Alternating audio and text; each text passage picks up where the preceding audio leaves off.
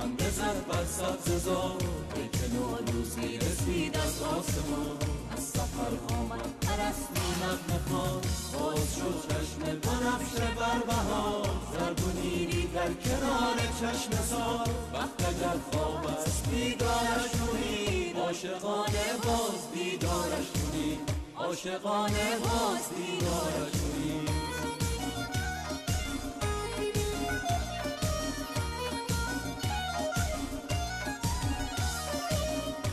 آمده نوروز در این سرزمین خاک ما شد رشک فردوس برین بوی نارنج و ترنج و عطر بید میتوان از تربت حافظ شنید باز شد چشم بهاران بر خزر شد صدف ها خانه در و گوهر دشت ارژن باز هم بیدار شد از شقایق دامنش گلنار شد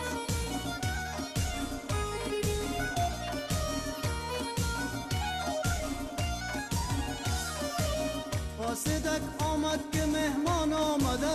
بوی نرگس های یاران آمده خاک من ای قبلگاه عاشقان نوبهارانت همیشه جاودان رودهایت پرخروش و بیقرار کوههایت سربلند و استوار بند بند ما همه از خاک توست تار و پود ما ز خاک پاک توست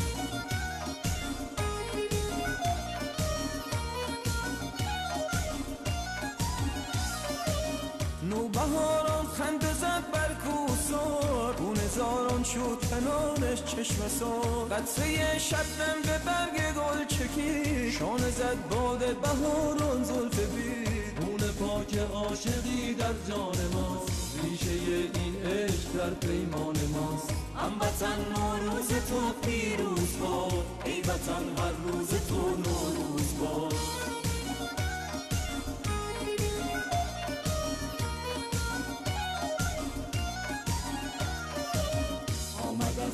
فصل زیبای بهار نوبهاران خنده زد بر سبز زار ای که نوروزی رسید از آسمان از سفر آمد ارسطو نغمه خوان آسمان برداشت زیر ابروی عشق پر شده دنیا ز عطر و بوی عشق وقت اگر خواب است بیدارش کنید عاشقانه باز بیدارش کنید عاشقانه باز بیدارش کنید